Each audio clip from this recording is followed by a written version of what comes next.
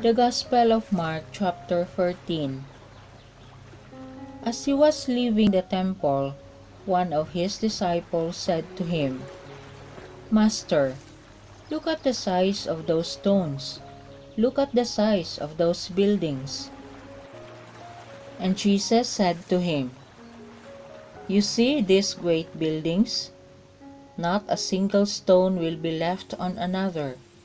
Everything will be pulled down."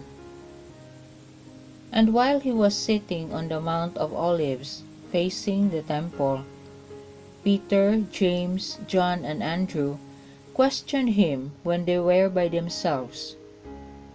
"Tell us, when is this going to happen, and what sign will there be that it is all about to take place?" Then Jesus began to tell them, "Take care that no one deceives you. Many will come using my name and saying, 'I am he,' and they will deceive many. When you hear of wars and rumors of wars, do not be alarmed. This is something that must happen, but the end will not be yet. For nation will fight against nation, and kingdom against kingdom. There will be earthquakes in various places. There will be famines. This is the beginning of the birth pangs. Be on your guard. You will be handed over to Sanhedrins. You will be beaten in synagogues, and you will be brought before governors and kings for my sake, as evidence to them, since the gospel must first be proclaimed to all nations. And when you are taken to be handed over, do not worry beforehand about what to say. No, say whatever is given to you when the time comes, because it is not you who will be speaking, it is the Holy Spirit. Brother will betray brother to death, and father his child. Children will come forward against their parents and have them put to death.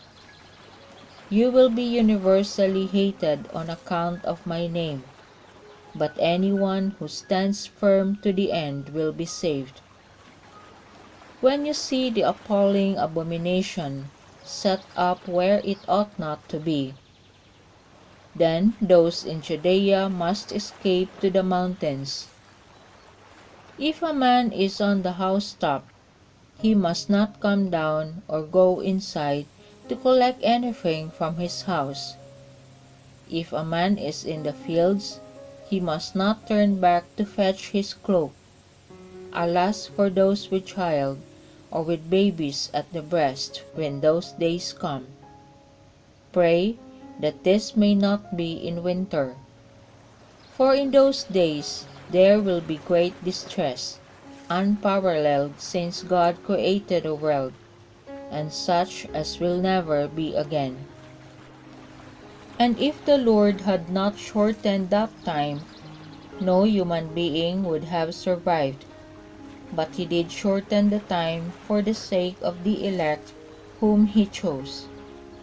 And if anyone says to you then, 'Look, here is the Christ,' or 'Look, he is there,' do not believe it. For false Christs and false prophets will arise, and produce signs and portents to deceive the elect, if that were possible. You therefore must be on your guard. I have given you full warning. But in those days, after the time of distress, the sun will be darkened, the moon will not give its light, the stars will come falling out of the sky, and the powers in the heavens will be shaken. And then they will see the Son of Man coming in the clouds with great power and glory. And then he will send the angels to gather his elect from the four winds, from the ends of the world to the ends of the sky. Take the fig tree as a parable. As soon as its twigs grow supple, and its leaves come out, you know that summer is near. So with you, when you see these things happening, know that he is near, right at the gates. In truth I tell you, before this generation has passed away, all these things will have taken place. Sky and earth will pass away, but my words will not pass away. But as for that day or hour, nobody knows it, neither the angels in heaven nor the Son, no one but the Father. Be on your guard, stay awake, because you never know when the time will come. It is like a man traveling abroad.